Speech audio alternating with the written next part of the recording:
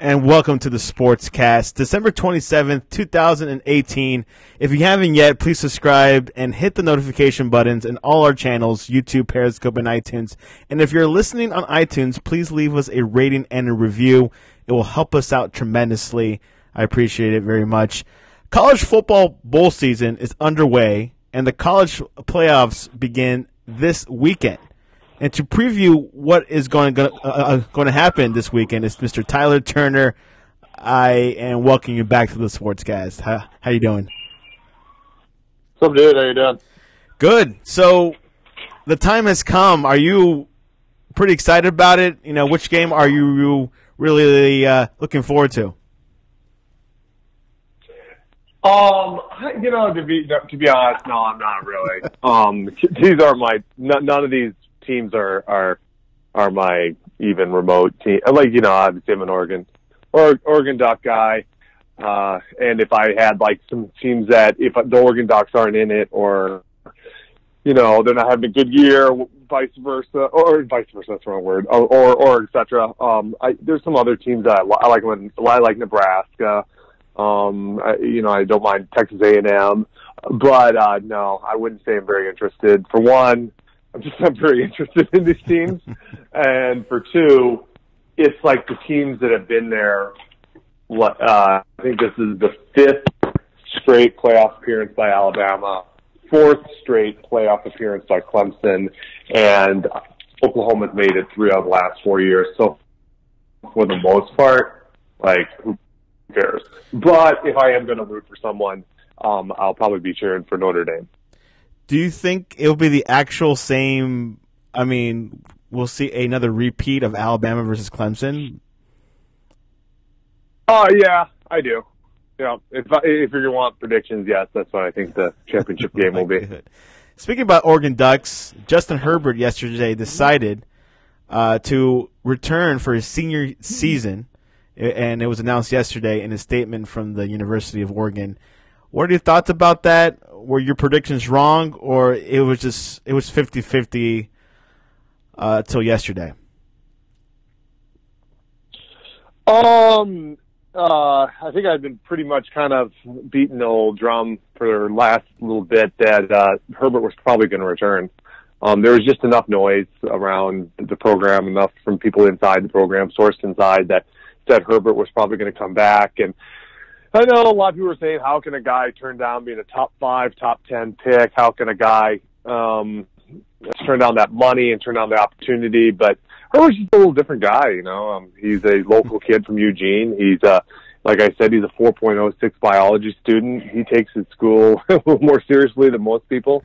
He was actually the Academic Scholar Award College Football Player of the Year academically. His brother is going to Eugene. He's a tight end, signed for the 2019 class. I just kind of knew that there was enough noise out there that he was probably going to return, and he just confirmed that yesterday. So it's a big boost for Oregon. Huge boost for Oregon. They probably will be a top 10 team, and they're more than likely going to be the favorites in the Pac-12. You think he left a lot of money on the table? You think he could have been a first, a first round pick, maybe like the first pick? Do you think he left a lot of money on the table? Well, for one, that would insinuate that he won't be a first round pick next year.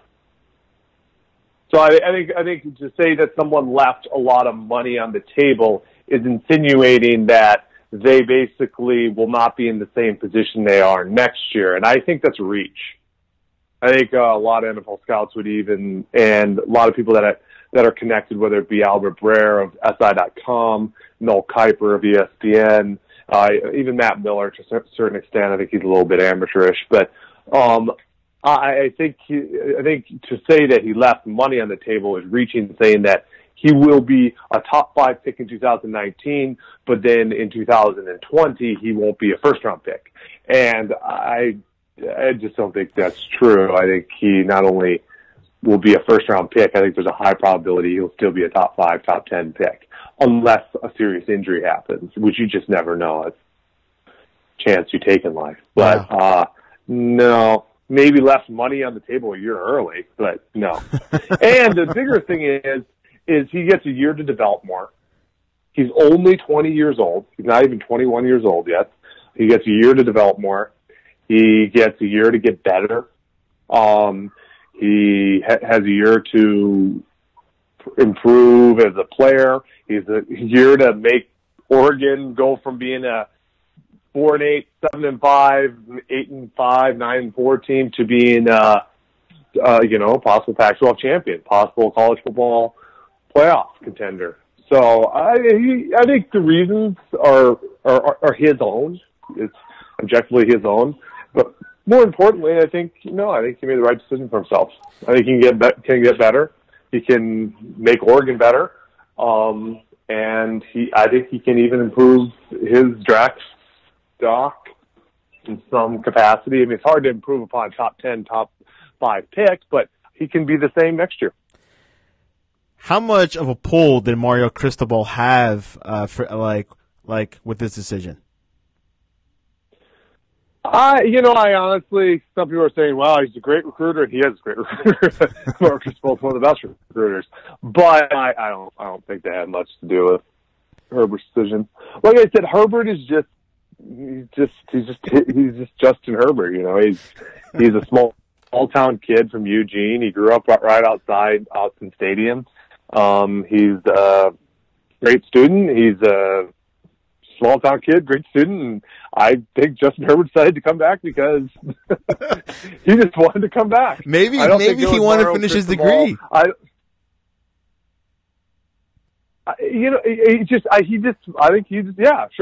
that could be a reason. Everyone says it's because of his brother. It's because Mario Cristobal recruited him back. It's because I just think he wanted to come back. One thing I would assume, this is an assumption, but I'm going to do it off of objective evidence. The guy's a 4.06, 4.06. What's up, buddy? What's up? Okay. He's a 4.06. My son came in here. Sorry. That's okay. 4.06 biology student. He's obviously very smart. And if he looks at his late season performance, he was a little bit inconsistent. He made some poor decisions. He seemed to be rushing. He seemed a little out of sorts when it came. The first half of the season, he was very good. He was very accurate. Right. He made a lot of amazing throws. He led them to a 5-1 record.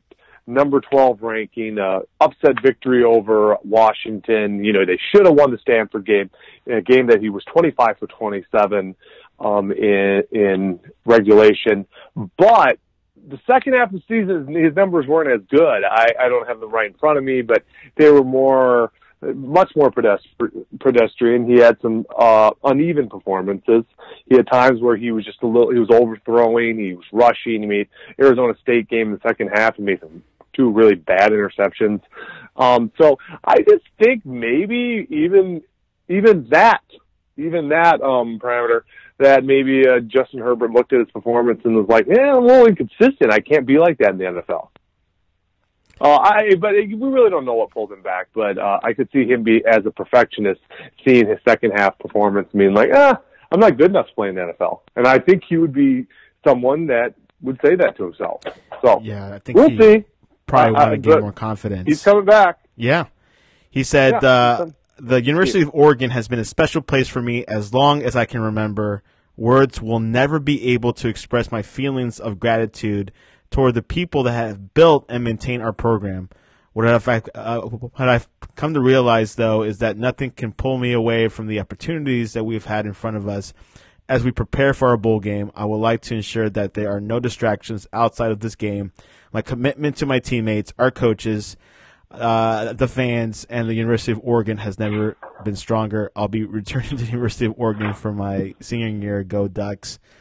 Yeah, he was definitely on the radar for a lot of scouts in the NFL, the Giants, even the Dolphins. We're talking about him, so he definitely will build more value, I think, if he comes back, and maybe potentially this Oregon team could be good next year. Yeah, I mean, they're going to be preseason.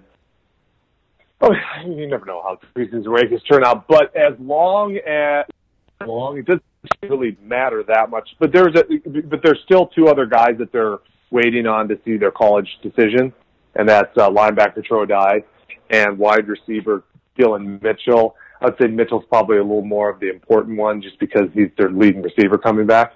But if everyone comes back, they return 11 starters on offense. They return 8 starters on defense. And remember, they had a top 10 class this year. They had a top 15 class last year, and they had top 20 the year before. So they have a lot of depth that is pretty talented to go along with all the starters coming back.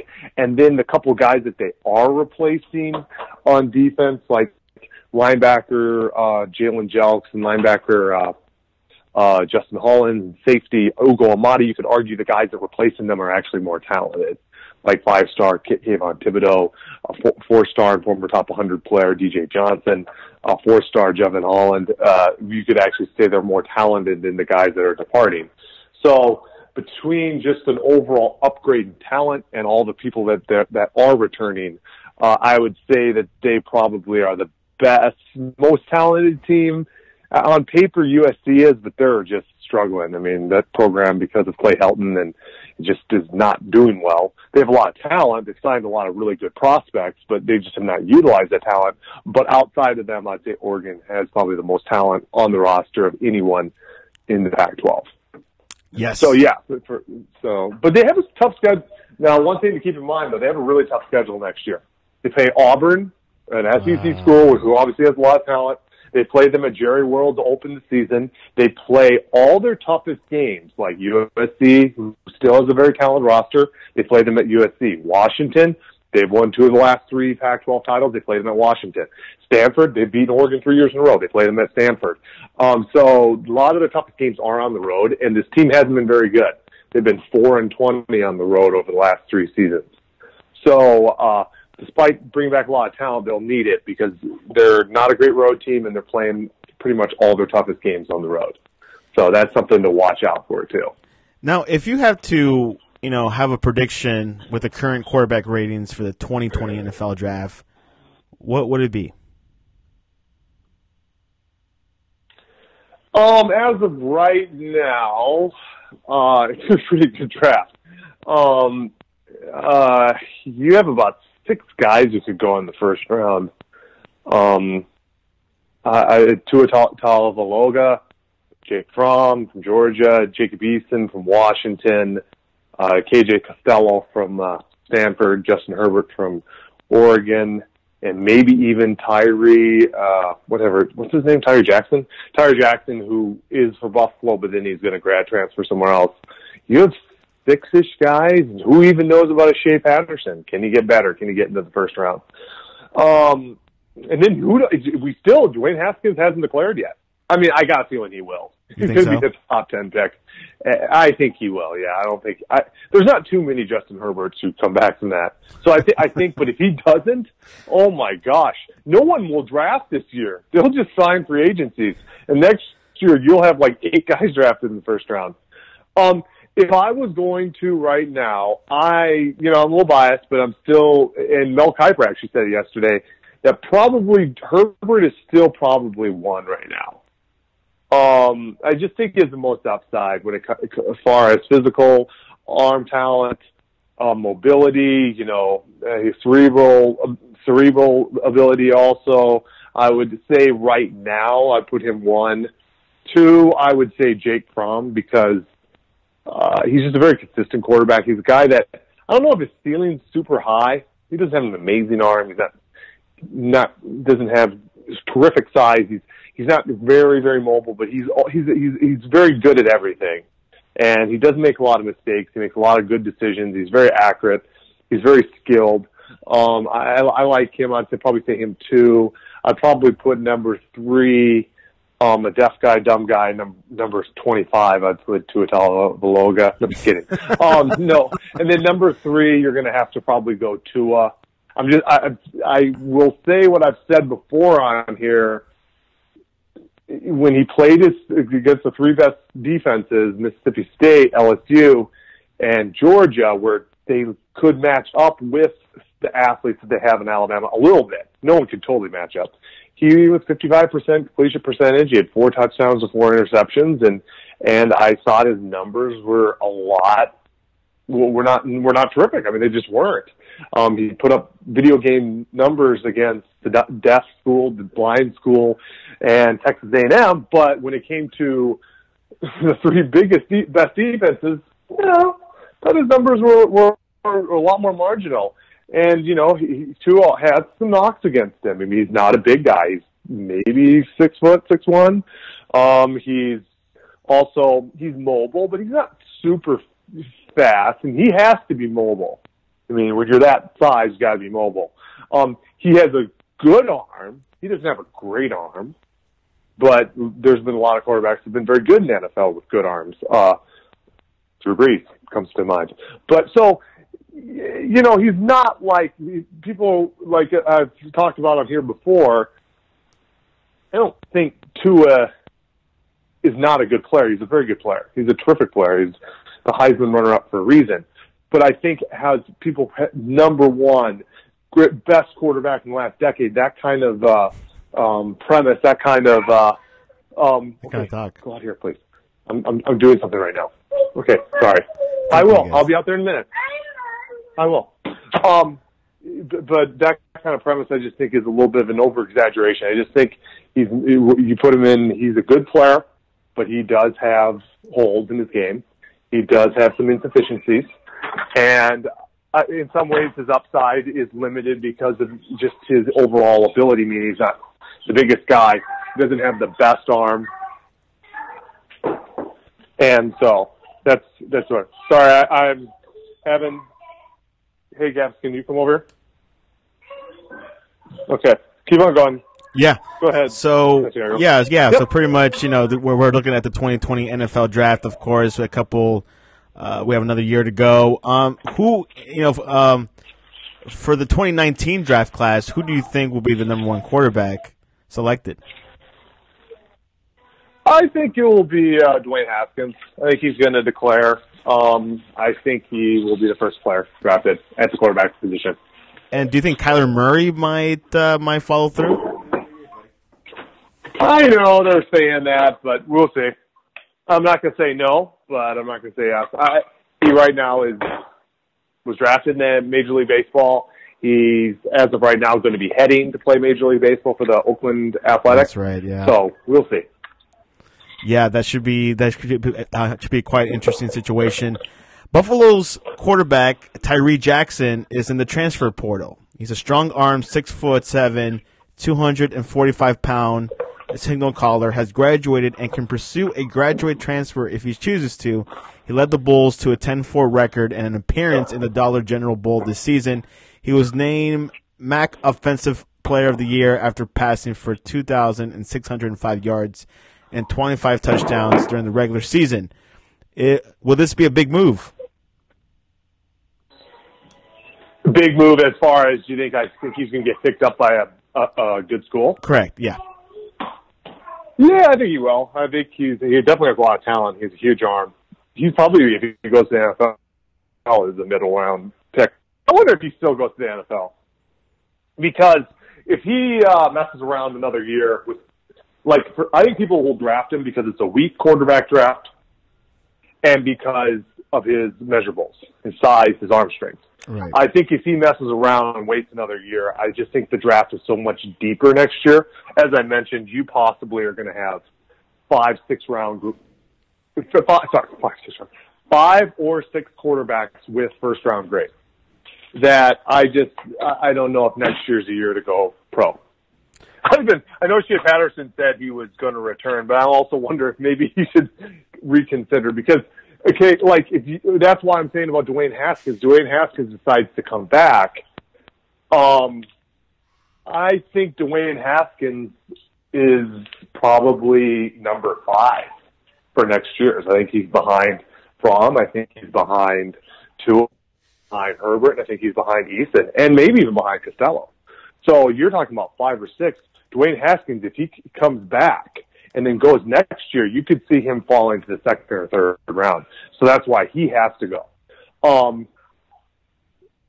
So the same could be said for Tyree Jackson. He could come back and then end up finding himself falling even farther. So maybe he should just run at a weak draft and maybe get drafted higher than he should. In bowl news, Alabama and Clemson could be missing players for disciplinary reasons in their college football playoff semifinal games on Saturday. Alabama suspended the starting left guard, Deontay Brown, and 2 other players from the Orange Bowl for violating unspecific team rules. Clemson coach Dabo Swinney said their star defensive tackle, Dexter Lawrence, and 2 other players have failed NCAA tests for performance-enhancing drugs and might not play in the Cotton Bowl.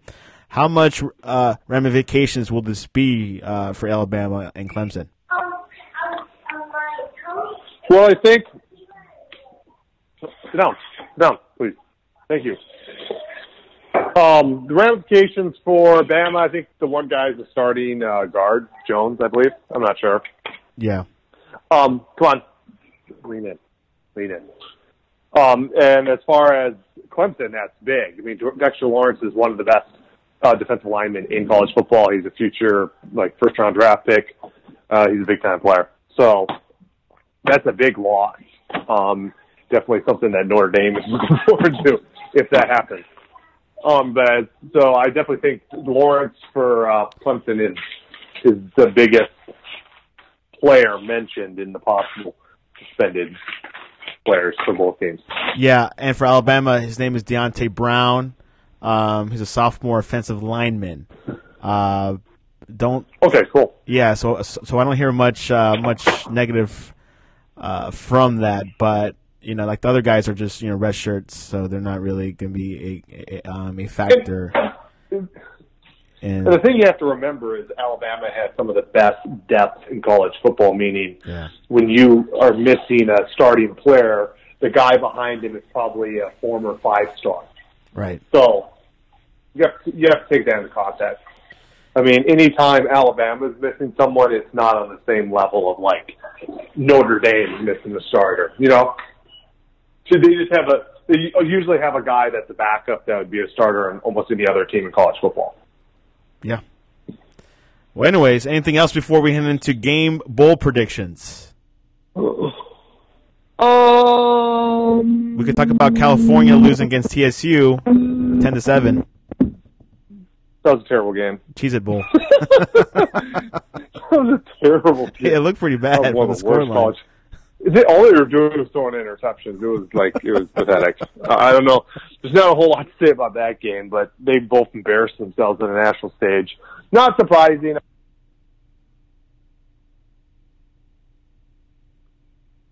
Hello? Tyler Turner has left the call for some reason. We'll hopefully get to... Can you hear me? Yes, I can hear you now. Sorry. Can you hear me? Yes. I can hear you now. You went off for a couple seconds. I don't know why you're saying... Well, then why could I hear you? I don't know. We'll just keep going. Anyways, anything else before we head into game predictions? No, I was talking. Okay. Oh, yeah, the California game. Yeah. 7-10. Yeah. Okay, anyways. Back to what I was saying is Justin Wilcox's team has definitely looked better defensively. He's an ex-defensive coordinator for USC and for Wisconsin, but offensively, he needs to get an offensive guy in there as a coordinator. I know he was Bo Baldwin, the former head coach for Eastern Washington, but their offense looks bad, really bad. So he needs to get he needs to get a better coordinator in there or something because their offenses look anemic at best. But anyways, that's all I have to say about that game. Good victory by TCU. Not really. Terrible game. Terrible victory. Yeah. But for sure it was a low scoring game and also yeah. What were you saying? I want to say you asked me if I wanted to talk to them. that Ken Dorsey actually got hired as an offensive coordinator at Appalachian State University. News broke out this morning. Nice. So congratulations, Mr. Miami. Good job. Anyways, I was going to mention one thing is, and I'll probably talk about this more in the next podcast, or in a future podcast. Maybe not the next, probably not the next one, but maybe one in the future when we have just a lot of time and there's nothing really exciting in sports to talk about. But just how important that like last week's signing day is, and how recruiting is so important to college football, because I've been doing tons of number crunching, just seeing how the numbers add together and are equivalent to a recruiting rankings and how it is equivalent to a team success. And for instance, like Alabama, it has made the college football playoff 5 straight years. Well, 4 of those 5 years, they have had the number 1 rated team in regards to talent on their roster. This year, they actually were number 2, believe it or not. Ohio State, per the recruiting composite, was number 1 with talent. But it just shows you how important it is. And in the 5 playoff years, 2015 through 2019, you have had, let me pull this up, you have had obviously 20 teams, 4 teams each year make the college football playoffs. No team with talent outside of the top 25 has ever made the college football playoffs. So if you don't have top 25 talent, it would be fair to say objectively through evidence of the first 5 years that you probably have almost 0%. Right. Team without top 25 talent has ever made the college football playoffs. Now, in the top 25, only 2 teams have been rated outside the top 20. So on the 20 teams that made it, only 2 teams, Washington in 2016 had 24th rated talent, and Michigan State in 2017, Michigan State 2016, Washington was number 24, and then Michigan State was 23rd in team talent. So those are the 2 teams outside the top 20, and there has been, look at these numbers, get them totally correct, there has been 5 teams in the 11 to number 20. So 2 teams outside the top 20, 5 teams in the 11 to 20 range. Oklahoma 3 times actually, at this year at 11, 2017 at 16, and 2015 at 16. And then Clemson, actually, the year that they're runner-up in 2015 with 13 was their team talent ranking. And then the biggest number of them all, I'd say 13 teams have been rated. 13 of the 20 teams that made the college football playoff have had talent in the top 10. Whether it be Alabama, Florida State, Clemson 3 of the years, Ohio State 2 of the years, Georgia last year had talent in the top 10. So the moral of the story, or where I'm trying to really get at, is to really give yourself the best odds, you really have to have top 10 talent. Good coaching is great, luck here and there is great, but really, if you have top 10 talent, you're giving your best chance to make college football playoffs. Top 20 talent, it's possible. Especially, like, if you saw the teams that made it, like Clemson the 1 year, Oklahoma the 3 years they have made it, the big key to that is they've had a quarterback that's either been the Heisman Trophy winner or has been a Heisman finalist. So if you have a big-time quarterback who's a Heisman finalist, Heisman Trophy winner, maybe it can make up for some of the deficiencies with talent in other areas. And then the 2 outliers is Michigan State and Washington. They made it with talent outside the top 20, just inside the top 25. And they pretty much did it with probably a little weaker conference, a little weaker schedule, and a little bit of luck because they didn't have a big-time quarterback, and their talent was definitely more deficient than their opposition, fellow opposition in the college football playoff, but they were able to get in somehow. So I just thought I'd break that down. Break it down a little bit more in the future. I mean, it's great. How would you rate this year's talent?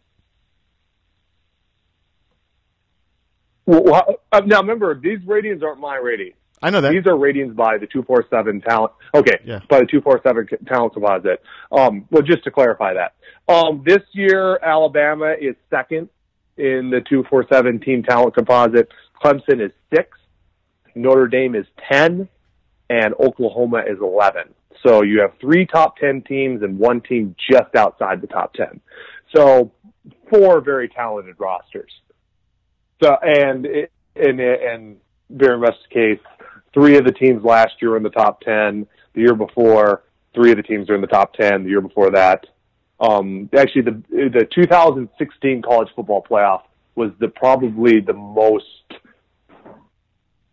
like, there was only 1 team actually in the top 10, 2 teams in the top 20, and 1 team in the top 25. So actually the most variation was the 2016 college football playoff that Alabama beat Clemson in the national title for. But all the other years, 2015, 2017, 2018, 2019, it's pretty much been most talented teams have made it, with maybe 1 team in the top 20, which is still very talented. So the moral of the story is you have to be able to really get your talent. You have to have talent. That's kind of a given, you'd think. So when you really see the numbers on paper, you see how important it is to really recruit at a high level, and how important in the long run the recruiting day, signing day is. Yeah, you're right. It's key, and like you were saying, it really spills over to results. You'll see it, in due time, Get over here. that your team is a contender for the national championship, contender for the college football playoffs, contender to win your conference. It just all spills over how important it is, and it's just grassroots. You got to get out there. And what Oregon did with Mario Cristobal, great recruiter. I've been hearing good things about him, and it's the investment has panned out. The problem, and then I remember we had talked about Oregon, had they underachieved this year. But when you look at the talent that they had on the roster currently, there had been a deficiency. Mark Helfrich had really not brought the talent in place while he was the head coach. He had 1 recruiting class outside the top 25. He had another recruiting class outside the top 20. He did not have 1 class inside the top 10 or the top 15. So there was kind of this trickle-down effect. And he also had bad attrition. Like the 2015 class, which was his highest class at number 16, he signed 1 5-star and 7 4-stars. Well, guess what? Not one of those players ended their career at Oregon. They all transferred or medically retired.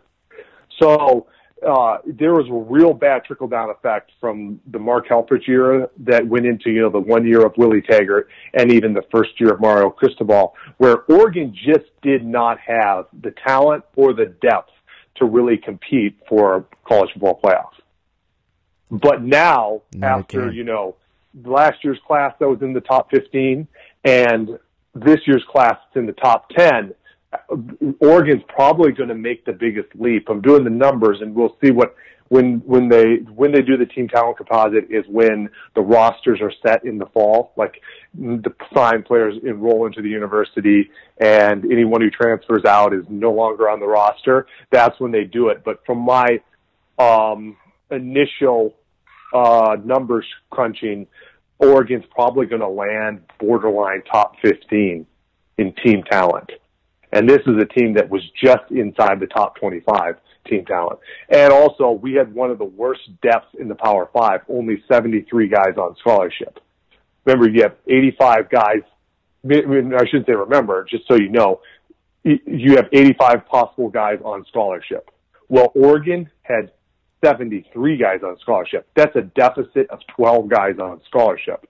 When that becomes important is when people get injured, and you have injuries at key positions. You do not have the talent there to put in to replace that injured guy. So let's say hypothetically, actually what did happen, you have an injury to your starting left tackle. Well, the guy that's backing him up might not be at the same talent level or even close to it. And for instance, you have an injury at inside linebacker, and then the backup gets injured. The 3rd string guy might be a walk-on. You see what I'm saying? Yeah. So you just have a huge drop in talent. Whereas at Alabama, who has the number 1 talent in the nation, you might have the inside linebacker get hurt, but his backup is a former 5-star. Is he experienced at the college football level? Maybe not. But is he talented? Yes. It's not like you lose your starter and the backup is a walk-on that probably is not even a Power 5 talent level player. So that's where it becomes important, and that's what Mario Cristobal, he's going to pretty much have probably close to 85 guys, so a full allotment of guys on scholarship, and he's also going to increase the talent from probably a borderline, almost outside the top 25 to a borderline top 15 talent team. And if he's able to bring in another top 10, top 15 class, he might even be getting close to the top 10 area, which will make them consistent contenders. So, yeah, it's exciting. It shows you how important recruiting is. Right. And it goes both ways. You have missed on a couple of classes, and I've seen a few schools have missed on a couple of classes, and all of a sudden their talent really goes down, and people are wondering, man, why is, I don't know, Tennessee struggling? Why is Mississippi State struggling or something? And you're like, well, they went from having top 15 talent to having a couple bad classes, having some bad attrition, guys transferring, and all of a sudden you see that quality of play really be affected on the field. And there you have it, Mr. Tyler Turner. He is our recruitment commentator. He's on the inside, reading forums left and right, who's going where, future Heisman winners.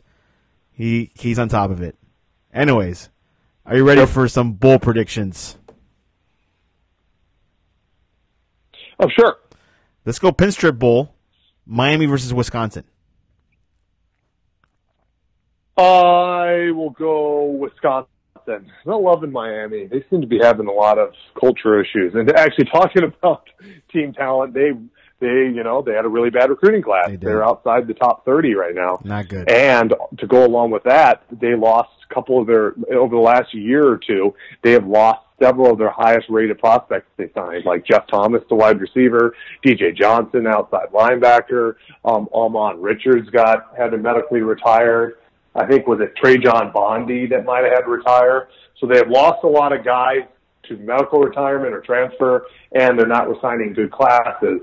Expect a little bit of a deficit on the field when it comes to Miami. I don't think they'll be competing in the near future necessarily. Music City Bowl, Purdue versus Auburn.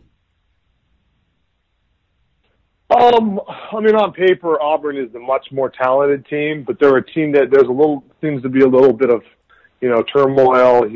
Gus Malzahn's always on the hot seat. Coordinators getting fired, changing from the offensive coordinator calling plays to Gus Malzahn. I don't really trust him. I think Stidham might be playing in the game, but he's already declared for the draft. Ooh. I think they still beat Purdue. I think they're just too talented, but when you see too much turmoil, it can affect things. And they also had a down season. Are they going to be not up for this game? A lot of that could come into play, but I think they still win. For the Bulls, West Virginia versus Syracuse. This is a good game, and I think both these teams are going to really come in playing hot. Now, is Will Grier playing in the game? Good question. Let me double check on that. I know he declared for draft. Because if Will Grier doesn't play in the game, I think he skips. Will Grier. Yeah, he is skipping. Yep. Okay, they're not going to win then. Okay. I just think when you lose your best player and at the most important position, it's not good. You're not the same. I think I think West Virginia would have won otherwise, but I think because he's skipping, I think they lose. Go Orange. Alamo Bowl, Iowa State versus Washington State. This is a really good game. I love Matt Campbell. I think he's one of the better coaches in college football. You have to wonder, he obviously not a big enough job opened up, so he didn't leave. He's getting some noise in the NFL. You wonder if he goes up to the NFL. But Washington State, Mike Leach gets always a lot out of his players. I think Gardner Minshew is I trust a fifth-year senior over a true freshman. Brock Purdy is the starter for Iowa State. He's very good, but I think I would go with Washington State because Minshew, the fifth-year senior, I think is going to lead them to victory. It'll be a good game. Should be a good game. Peach Bowl, Florida versus Michigan. I'm not loving how Michigan has a lot of their better players like Devin White, Rashawn Gary sitting out. Those are some key defensive players, especially in the front seven. But then Florida, I just offensively, they're still a little bit of enigma at times. Michigan had a bad end of their season against them. Man, this game is kind of tough to predict. It's tight. It's like a tight game. You know, I always will I prefer the Big Ten over the SEC. I think because of that, I'm going to go Michigan. But I think it's going to be a pretty good game. Well, keep in mind, Michigan will have a few of their key players sitting out. Oh, I just said that. Yeah. Didn't you hear me? Yeah, I did. I just said that they have their – yeah. Devin Bush. Which you're a Devin Bush fan, aren't you? Yeah, great player. Devin Bush. Yeah, I already said it. Devin Bush and Rashawn Gary are sitting out the game. Okay. Fiesta Bowl, LSU versus UCF.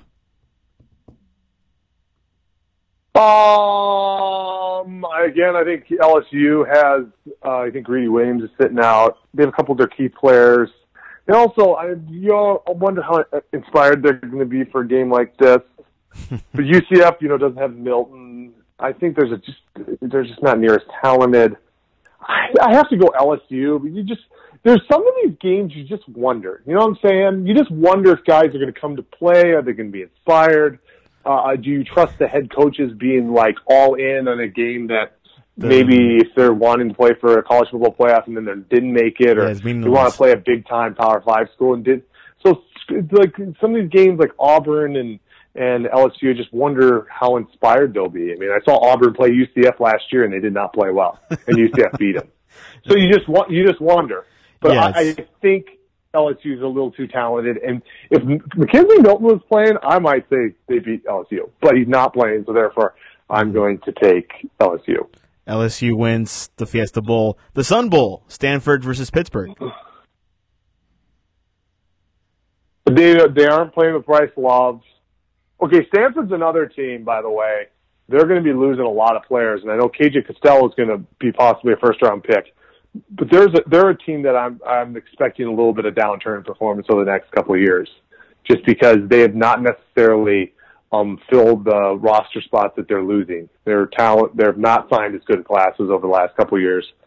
So they're a team that expect a little bit of a downturn in, and I think Whiteside is playing in the game, but Bryce Love is not playing in the game. But again, I don't think Pittsburgh's a great team. I guess I'll go Stanford. I'm a Pac-12 guy, so but I'm not totally confident in that pick. I guess I'll go Stanford. But Holiday Bowl, Northwestern versus Utah. This is actually a really good game. I don't know if Tyler Huntley, the quarterback for Utah, who was injured late in the season, is back, but his backup Shelley's not a bad player. Both these teams play good defense. Northwestern's a very good team. Pat Fitzgerald's a very good team. He's getting a lot of NFL buzz right now. I think I will go Utah. I think they're a little more talent. And again, I'll maybe lean a little Pac-12. Yeah, Pac-12, Big Ten, my two favorite conferences, if you haven't been able to tell. I usually, if it's kind of even, I'll usually go Pac-12, Big Ten. Big Ten, Pac-12. Okay. Gator Bowl, NC State versus Texas A&M. The Texas A&M is definitely the more talented team. I'm going to just go Texas A&M. I'm not going to ding with this one a lot. I think they're a little better. I go Texas A&M. Outback Bowl, Mississippi State versus Iowa. This is interesting. A little tricky game. Mississippi State has a good defense. Mississippi State has good defense, probably a little more talent. But then Iowa's always just very consistent. But Iowa's best tight end, Noah Fant, is sitting out the game. They still have another guy. The other guy is still an NFL guy, too. So they have two very good tight ends. Again, I hate to do this, but I'm going to do it again. If it's kind of even, I'm going to go Big Ten. Iowa wins. So I'm going to go Iowa. Citrus Bowl, Kentucky versus Penn State. I'm going to go straight Penn State in this one. Penn State's just much better on offense. McSorley is, he's been a great 3-year starter. If he wins this game, it'll be 3 10-plus years, 10-plus win years. I think he's going to go out with the bang. And Kentucky, I've seen them play all year. And very good defense. Josh Allen's terrific. Is Josh Allen even playing in the game though? Oh wow. The linebacker, the NFL prospect linebacker for. I don't know. If he plays in not playing the game, that even hurts your defense more. I'm gonna look it up right now. Josh Allen, Kentucky. Josh Allen. Not seen it anywhere. Not the quarterback, Josh Allen. No, I think he is playing. It looks like he's playing. Yeah, I think he's playing. So, but that being said, I just don't think they have enough offense. So Penn State. And their quarterback was a former Oregon guy, by the way. Really? Transfer. Terry Wilson. Yeah. Transfer. He transferred because of Herbert. Him and Herbert came in the same recruiting class. He saw the storm coming. And he knew he wasn't. He knew he wasn't going to start. No. Okay. Washington versus Ohio State at the Rose Bowl. Ohio State's more talented for sure. Yeah, they're just more talented. I think they're going to go out strong for Urban. I think they come out pretty inspired. I think Washington. I mean, sorry, Ohio State. Sugar Bowl, Texas versus Georgia. Here's another game that, on paper, I think Georgia's definitely the better team. Texas has some talent; they're up and coming. But I do wonder, Georgia had the game won. They had a college football playoff appearance berth in their pocket, and they completely blew it. Yeah. And you just wonder if the kids aren't inspired for this game. Ooh. You know what? I'm going to take an upset here. I actually think Texas wins. I think that Georgia it is so uninspired. I've seen it too many times for teams that almost made the college football playoff or the national championship in the past. I saw Alabama do it one year against Oklahoma when they lost that game to Auburn. Remember on that kick that was taken back for a touchdown? Yeah. And I saw them come out in the Sugar Bowl and they just played like flatter than a board. And I just wonder if that happens again. And I'm going to say it does. So I think Texas actually has the upset. I think they just come out more inspired, and I think they outplay. It's also in Louisiana. I think there's going to be a huge Texas contingent there. Yeah. So I think a little bit of a home field advantage there, too. So I'm going to pick the upset. Sugar Bowl goes to Texas. Red Box Bowl, Michigan State versus Oregon. You know what? I think it was a pretty good matchup to begin with. A couple key things. Justin Lane, the big All-American corner for Michigan State, is not playing in the game. Michigan State also has struggled really bad on offense. And now that Justin Herbert's coming back, and they also have a couple of key guys who are injured, like Penei Sewell, freshman All-American left tackle, he's going to be back. I think Oregon's going to play really inspired. I think they have a lot to play for. They have next year to look forward to and to go out this year with a bang. You know, they were 7-6 last year. They lost the bowl game. If they're 9-4 this year, winning a bowl game, that's a 2-game improvement, including a bowl victory. I really think Oregon comes out. I think they play really good. It's also like Northern California, that's close to Eugene. I think they're going to have the bigger fan base there. I actually predict, I'm going to predict a 31-14 victory by Oregon. Ooh. I think they actually win this game by quite a bit. Yeah, it feels like I just more think they crowd. have a lot of momentum. I don't think Michigan State has as much. Yeah. So I'm predicting a little bit of and I think Herbert has a good game. I think he throws for about 3 touchdowns. I don't think we're going to run the ball. Number one rush defense in the nation is actually Michigan State. Little fact. Wow. So I don't think we're going to necessarily run the ball great against them. But I think because of their best corner being out, their pass defense also is not as good. It's like 60 seconds. So it's an average pass defense. And with them missing their top corner, it's probably going to be a little below average. So I think Herbert has a pretty good day. I think one of those, like, 25 for 38 for, like, 3 touchdowns and, like, 350 yards. I think it's one of those very good days for him. Oregon will finish their college football season strong with the win at the Red Box Bowl. Let's go to the bigger bowls. Cotton Bowl, Notre Dame versus Clemson. I am going to take Clemson. Taking Clemson. I think Dexter Lawrence will maybe make the game a little closer. I think, you're missing a huge defensive player, but I just think Clemson's more talented overall. More talent on defense, more talent on offense, and I just think that's kind of the determining factor. And I like Trevor Lawrence even as a true freshman. He's a great talent. He's one of the most talented players in college football, and I like him a little bit better than Ian Brook. Clemson wins. Orange Bowl, Oklahoma versus Alabama. Oklahoma's the upset. No. You wish. Oklahoma, you know what, and I even see it in this. Oklahoma has just, for one, you have one of the best offensive minds in college football in Lincoln Riley. They have a tremendous scheme. They also, I've looked at the recruiting rankings, they've just done such a remarkable job of recruiting big-time quarterbacks, big-time receivers, big-time running backs, big-time very good offensive linemen. But you know what also I noticed, including this year? Oklahoma's having trouble bringing in really good defensive players. That's weird. And even though they've had 3 top 10 classes, I looked at their classes, and pretty much every single year, 6 or 7 of their top players that they recruit in are offense. And there's 1 or 2 defensive guys in there. There was a couple of years ago, a 5-star in Caleb Kelly, like 4 years ago. There was 2 years ago, Brooklyn Riley Hiles, or whatever his name is, a big 4-star corner, but it's been kind of spotty. It's not been consistent. So part of the problem is Oklahoma just does not have that talent on defense. But they don't need it in the Big 12. In the Big 12, they're so much more talented than everyone on the offensive side. And to go along with the great offensive mind Lincoln Riley is, that no one can keep up with them. You have to literally outscore them, and it's almost impossible to do. But when you play Alabama, those guys are talented on defense. They haven't seen a Quentin Williams. They haven't seen Dylan Moses.